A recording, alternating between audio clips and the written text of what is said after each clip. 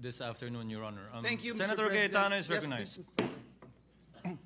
Thank you, Mr. President. The distinguished gentleman, Senator Marcoleta from Tarlac and Senador ng buong bansa. Sir President, initially I wanted to speak pagbotohan na po. But very interesting po yung question na bringing up ni Senator Lacson. But aside from that, Mr. President, masyadong mabigat yung crossroads na hinaharap ng ating bansa. And remember, assuming we do nothing today, I am 101% sure that on February 6, 2026, an impeachment case will be filed against the Vice President. Maybe against other impeachable officers too. So I think it is very important that mahimay natin yung desisyon, yung sentimento ng institusyon na to, mailabas hindi lang sa social media at sa traditional media ang mga puntong nagsasaliwa, meaning pong parang hindi nag-uusap eh. So at least here we disagree, but whether we listen to the minority leader or to Senator Marcoleta, we agree to listen to each other and to examine each other's points. So I just like a few minutes on some very important matters. Let me start by the accusation that because of this decision, masyado nang mahirap at wala nang mai-impeach. So may I ask Senator Marcoleta if he would give me the honor of asking him a few questions and allowing me to interpolate on 2 or 3 topics. The first one is whether or not naging imposible na mag-impeach under this decision. The gentleman may proceed if Senator Marcoleta will so allow it. Yes, Mr. President. Mr. President, sabi po nung iba, imposible na daw mag-impeach ngayon dahil sa desisyon. I Hindi see the po. decision before you. I approached you last week. You've been studying it. I see your radio program. Mukhang 10 beses mo na nabasa yung desisyon at apparently, Mr. Senator, you also listen to criticism. So kung ano rin yung sinasabi ng iba, pinapakinggan mo rin. In your view, may I take note first, Mr. President, that I am glad that the Senator made a distinction na he is for the rights of everyone. He was adopted by PDP and ran with a particular party, but he is not a member of the Duterte bloc. Am I correct there? Technically speaking, Mr. President, I am not a member of the PDP, but I admit that I was adopted and I ran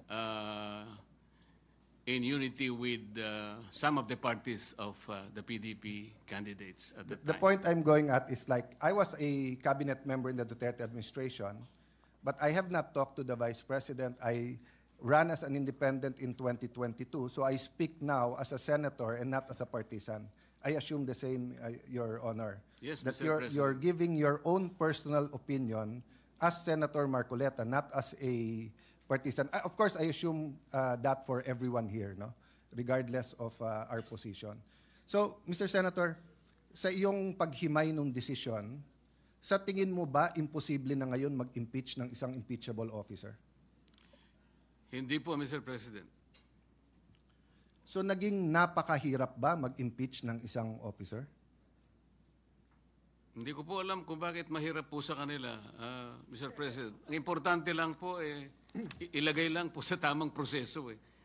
Napakasimple po kasi nung kanilang mga tuntunin, iniisip ko, sundin lang yung mga tuntunin. Ang problema po, isa man sa tuntunin, wala pong sinunod. Kaya po humirap ng humirap para sa kanila. So, Mr. President, I'm glad you mentioned tamang proseso. I think the way the Supreme Court said it in page 95 of the decision, there is a right way to do the right thing at the right time. The problem, Mr. President, is sinasabi po nung iba, may decision na sa former decisions, meron ng definition ng initiation, and many of us here were not mere spectators there. I mean, Senator Soto, I think, was in the impeachment court, di ba, of Senator Estrada, Senator Loren too. Senator Kiko was still we were together kay Senator Corona.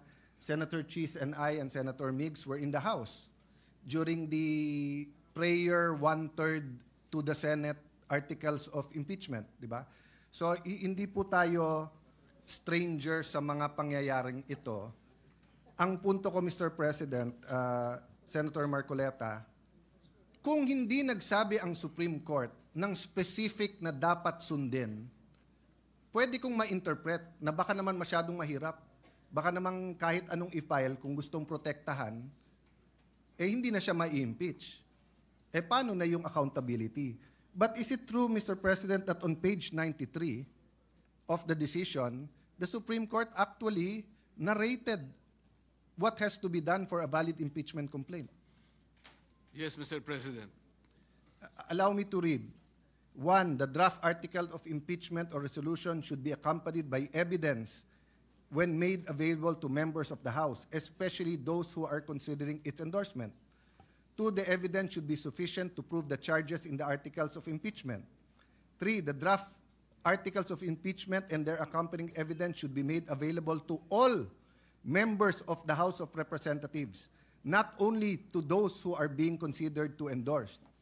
Impeachment is an act of the entire House, which requires a qualified minority of only one-third of its members to be transmitted to the Senate. However, the House of Representatives is a deliberative assembly where each member should be allowed to represent the views of their constituents. Let me stop there first. Mr. President, may problema ba yung number 1 na yung articles of impeachment kailangan may ebidensya? Wala pong problema doon, Mr. President. Hindi ba ho baliktad? Kung walang ebidensya, may problema. Tama po. Kasi kung walang ebidensya, ano yon? Tapon mo sa Senate, bahala na si Batman. So precisely tama ang Supreme Court that even if one-third endorse or file, dapat may ebidensya na. Let me go to the second part. The evidence should be sufficient to prove the charges in the article of impeachment. Mr. President, tama po ba na iba po yung sufficiency at iba din po yung quality or yung burden of proof? Di ba? Opo.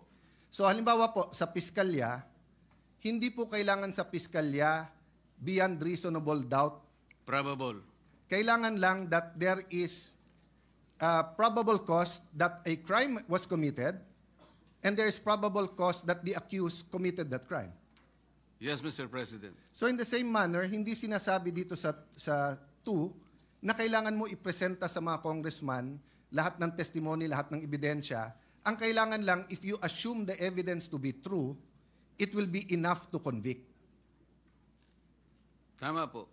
Because if not, then sayang lang ang oras natin sa Senate. Kung may articles of impeachment ka, walang ebidensya or may ebidensya pero yung ebidensya is not sufficient to prove the charges, either the Senate will be a kangaroo court and convict without evidence or we will be wasting our time. So wala rin problema sa number 2, Mr. President. Wala po, okay. Mr. President. Number 3, ang sinasabi lang ng number 3, kahit na pumirma yung one-third, kailangan ipakita pa rin sa lahat ng Kongreso. Isa po sa hinanakit po yun nung bata ako dahil ako po'y payat nun at hindi katangkaran. Parati akong saling pusa sa basketball, baseball, volleyball, dahil hindi po ako ganong kagaling sa sports. Sa Congress ba, hindi ba tamang rule to? Na kahit wala ka sa majority, kahit wala ka sa qualified minority, kapag ka may impeachment, merely being elected as a representative of the district or of the party list, dapat ipakita man lang sa iyo yung articles of impeachment at saka yung ebidensya. Tama po kayo. Wala man lang po akong nakita sapagkat ako po hindi isinali sa pakakitaan ng... So naiintindihan niyo po kung paano maging saling Hindi ko nga pusa. po alam na meron na po pala. Hindi man lang kami binigyan eh. Kaya nung tinanong ko po yung aking mga kasama, kayo pala binigyan, bigyan nyo nga ako ng kopya para mabasa ko. Wala rin kami. Paano nyo pinirmahan? Hindi naman namin binasa nung pinirmahan na. Basta meron lang binigay ng mga signature pages. Doon lang kami pumirma. So hindi nyo nabasa? Hindi.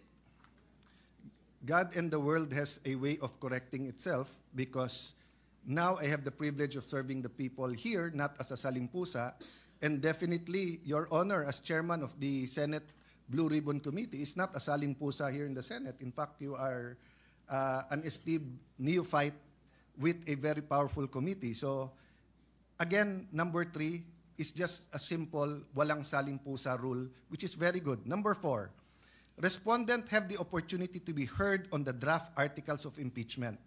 Hindi ko na po babasahin dahil mahaba, pero basically ang sabi ng Supreme Court dito, hindi naman kailangan pumunta doon ang Vice President. Pwedeng through pleadings. Meron po bang masama dito, Mr. President, na kapag may na-impeach, bigyan man lang siya ng kopya at pasagutin muna siya sa House bago siya pasagutin sa Senate? May masama po ba dito? Wala pong masama, Mr. President. Ang totoo nga po, sinasabi nga na dapat i-repair po lahat ng impeachment complaints, kahit na yung pinirmahan ng 1/3 o higit pa, i-repair sa Committee on Justice. Yun po ang paraan siguro para magkaroon man lang ng pagkakataon ng Vice President, kahit na by pleadings lang, makasagot siya. Yeah. Pero hindi nga po ibinigay. Before I go to number 5, just because I like your answer, Mr. President, one thing that guides me, no? So in coming to my decision with this, I follow 2 books. One, the Bible, which is of course a covenant between God and people, tayo, and the Constitution, which is a covenant among the Filipino people and the government, no? Alam mo, both books talk about due process. Ang Panginoon, nung kinain ni Adam at Eve yung prohibited fruit, nagtanong muna siya, ba't kayo nagtatago? Hindi nag-accuse, nagtanong muna, pero alam na ng Diyos. So ang ibig lang sabihin ng due process, sabi ng desisyon ng Supreme Court, magtanong ka muna bago ka humusga. So Mr. President, I was thinking, what if naging masyadong emotional yung eleksyon ng huli? And one-third of members of Congress ay naging anti-administration at ang kinahaharap natin ngayon ay isang impeachment labang kay President Marcos at pag siya'y na-impeach, magiging presidente si Vice President Sara. I wonder if all of us in this room and out of this room will still have the same paninindigan. I hope I will. I'm not judging. I am just saying, Mr. President, what helps me is those 2 books, but also to put myself in the opposite side, to put myself in that position. What if, so I'm looking, I see my good friend, former Senate President Zubiri, shaking his head. So natanaw ko tuloy si Senator Kiko. What if Vice President Lenny and Senator Kiko won in 2022? And what if ang ini-impeach ngayon ay si Senator Kiko? I hope yung decision ko to support this decision would be the same. Tama po, dapat walang pagkakaiba. Wala saan pagkakaiba. So number 5, a reasonable period of time determined on the basis of complexity of charges must be given to all members of Congress. Kasi lumalabas po, yes, tama si Senator Soto, ibang mode yung 1/3. Pero lumalabas po mismo sa pleadings, mismo sa sinabi ng House of Representatives, wala pang 3 oras. Yung Wala ibinigay sa mahigit 200 na pumirma, samantalang ang complaint is a few hundred pages. Tama po ba? Mahaba pong pahina lahat ang sinabi sa akin, Mr. President, at hindi po nila na kayang basahin sapagkat wala nga silang kopya. Humihingi po sila ng kopya bago pumirma, ngunit wala pong ibinigay. Okay. Yun po yung sinabi sa akin ng mga ilan sa aking mga kasamahan doon. Yung number 6 po, Mr. President, madali kasi kailangan yung impeachable act is an act done while they were in their present office. So wala naman pong problema dyan. Meaning, kung may nagawa si Senator Cruz nung konsyal pa siya, pero ngayon Vice President na siya, hindi naman siya pwedeng impeach base sa ginawa niya nung konsyal siya. Tama po. So madali po yon. Number 7, at the very least to accord the opportunity to be heard under the requirement of due process in the procedure under Article 11, Section 3, Paragraph 4, after the draft articles of impeachment and required proof arrived at. Letter A, the House of Representatives should provide a copy of the draft articles and its accompanying evidence to the respondent and give her an opportunity to respond within a reasonable period. May problema po ba dito? Wala po. Kapag ka ganito kabigat, natatanggalin mo ang isang impeachable officers, tama po ba yung surprise? Hindi po. Parang, eto yung wag mo nang tignan, 1/3 naman kami, sa Senado ka na, sa Senado ka na mag-reply.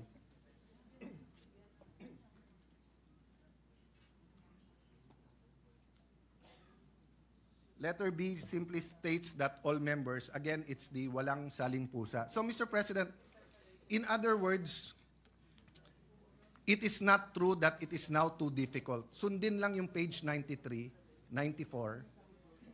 Whether it's February 6 for the Vice President or if anyone wants to file an impeachment against anyone, magagawa to at any time.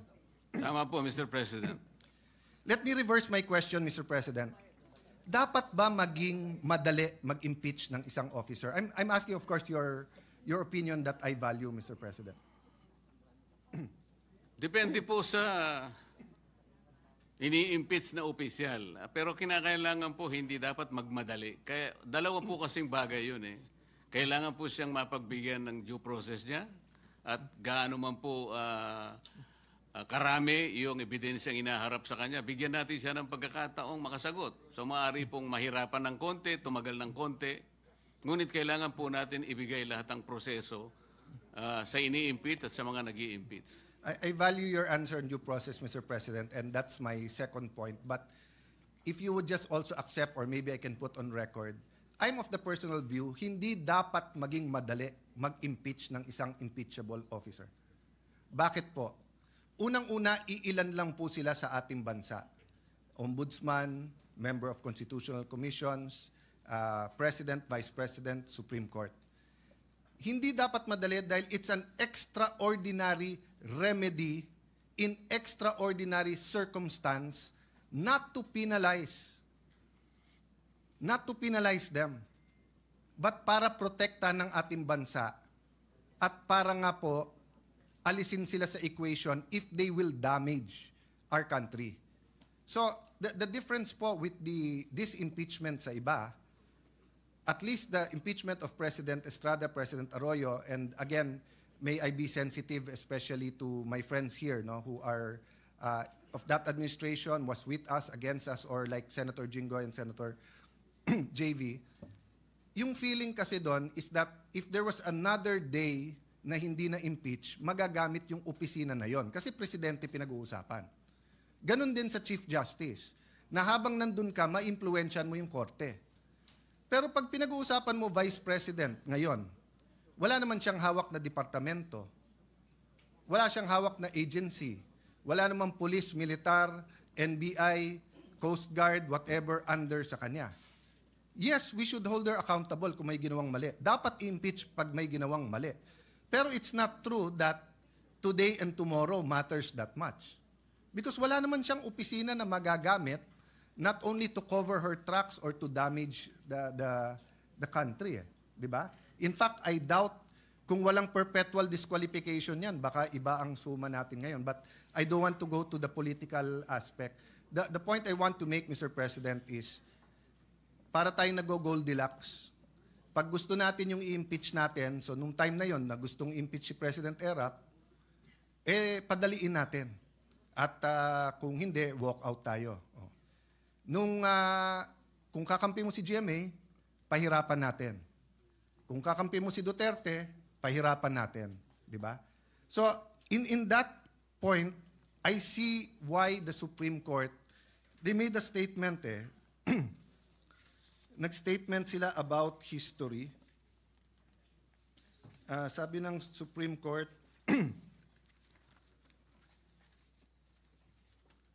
ito po, sa page 94, we understand our history.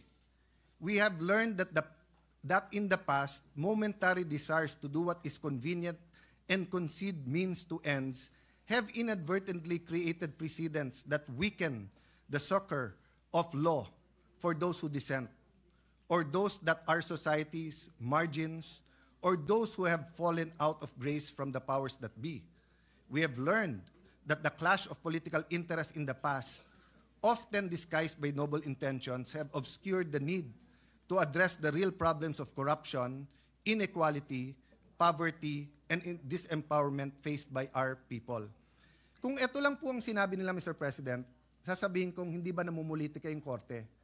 But sinabi nila to after page 93 na iniisa-isa nila paano mo i-impeach eh. So parang nga tinuruan na ang Senado at saka House, gusto niyo impeach ang Vice President o sino man, sundin niyo lang to. Wala na kayong problema. So I think in that sense, Mr. President, it's a balanced decision. Ang question, Mr. President, yung tanong ni Senate Minority Leader, former Senate President Soto, operative fact, Mr. President. Mr. President, may I venture to answer the question of Senator Soto nung tinanong niya, ano to? Diba? Ano to yung nag-robe, etc. Nasagot na po kasi ni Sara Geronimo yon. Nung sinabi niya kay Coco Martin, there was never an us. There was never an us. Sinabi kasi ng Supreme Court na void ab initio to. But I have a reason, Mr. Minority Leader, former Senate President, and Senator Ping, why I bring this up. Because I agree with Senator Ping na ano ang i-dismiss natin. Because ang sinasabi ng Supreme Court, and that goes to my last point, for your consideration, Senator Marcoleta, sabi ng Supreme Court, there was never an us, ibig sabihin, void ab initio. So wala tayong i-dismiss. So theoretically, if we do not do anything today,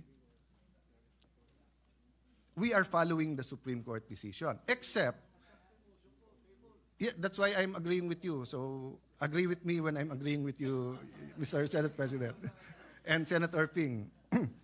However, human nature is that if we do not do anything, people will say it's pending. And we do have the 1 year, one filing bar. So the Constitution did not intend that every single day of your life as ombudsman, as vice president, president, may nakatutok sa yung impeachment. So it is also fair to the vice president that we dispose of this. The question now is, if it is void ab initio, why did the Supreme Court not apply the doctrine of operative fact? In my research, 2 reasons. One, hindi po bringing up ng House of Representatives ito. Bringing up po to ng House of Representatives later on in the MR. Number 2, there is a rule that kapag ka magkakaroon ng injustice or may ma-oppress, hindi pwede yung operative fact. So since my finding, please correct me, Senator Marcoleta, if I'm wrong. Since my finding po ang Supreme Court na sinircumvent yung 1 year bar, hindi ka ngayon pwede mag-operative fact kasi para mo ni-reward ngayon yung circumvention. Am I correct sa Yes, Mr. President, because the doctrine of operative fact is based on equity and fairness. Wala pong equity talaga eh. Hindi po sinunod ang mga tuntunin. So, sa umpisa pa lang, nagpalusot na, kaya hindi po pwedeng gamitin yung operative fact. I see former Secretary Jeremiah Bellica in the crowd. Sa ease of doing business na si Majority Leader and si Senator Ping, I think, were the sponsors, di ba, or the authors of the law. I don't know kung, ang alam ko, covered ang Congress doon eh. So kapag ka 10 days, at kasi ministerial yung sabi ng Supreme Court eh. Kapag ka nag-file ka ng impeachment, yung 10-day, 3-day, ministerial yon. So even if you do not consider it archived, if you apply the ease of doing business law that Secretary Jeremiah Bellica used to very much push in government, you would come to the same conclusion. My point is, Mr. President, we'll never come out with a perfect decision. People will disagree. That's why I agree with the statement of the IBP na ang kailangan sa Constitution ay hindi agreement, kung hindi adherence. The North and South of the United States did not agree on slavery. That's why they fought a civil war. Because they had to see who will adhere to this Constitution, who will treat this piece of paper as a living soul and a covenant of this country rather than just a piece of paper. And grabe po ang devastation sa United States. Buti po tayo nagdidebate lang. Buti po tayo yung dugo ng ating mga bayani ay minsan lang po inalay at ngayon nagdidebate na lang tayo sa desisyon na to. Pero kung hindi natin susundin ang Supreme Court decision and we will court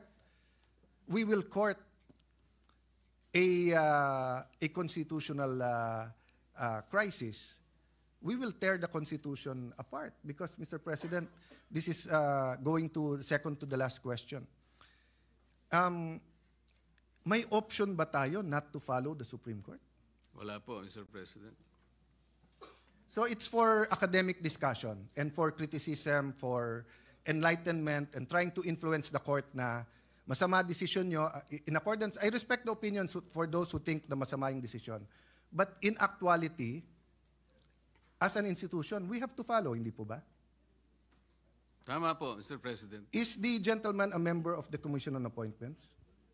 Wala pa po yatang ini-elect. Hindi, kasi may decision ang Supreme Court kung paano hati-hatiin yung membership ng CA.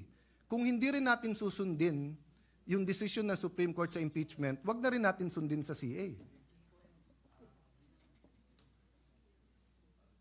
What about sa sweldo ng mga senador? 'Di ba? Sabi sa konstitusyon, sa mga batas, hindi tayo pwede magpasa ng batas na makikinabang tayo. Tama po yun. So kung disagree tayo, wag na rin natin sundin dahil mas mataas na sweldo 'yon. Kailangan po kasi palagi nating isasaalang-alang kung anong sinasabi ng desisyon ng Korte Suprema at hindi yung sarili po nating nilalayon o sarili nating interes. Correct ko ba? Especially when we disagree. Madali kasi magsang-ayon pag we agree eh. Tama po. Maraming magsasabing nag-uusap tayo through microphone but we agree on many things. But mas mahirap when we disagree. Tama So, po. Mr. President, so since we disagree slightly on dismiss, would the movant, the distinguished senator, consider na ma-amend yung motion that the Senate obey or follow or anong tamang salita na acceptable sa minority, the Supreme Court decision? Because if the motion is to obey the Supreme Court, so if the Supreme Court reconsiders, the motion still carries, then we will follow. If they don't, we will still follow. And right now, sabi naman nila, it is immediately executory. So as far as I'm concerned, it doesn't exist. But I agree with the gentleman, there's some action that is wanting eh. Kung Tama hindi it's there floating in the air. Anyway, I leave that as a question. There might be some people who want to interpolate, Mr. President, but may I offer that solution. We are allowed to amend to propose an amendment to any motion if the movant agrees. I am amenable to an amendment, Mr. President, like moving it to send it to the archives. Like we will have the same result, if that is the case. And I will be pleasing Senator Soto if I do that.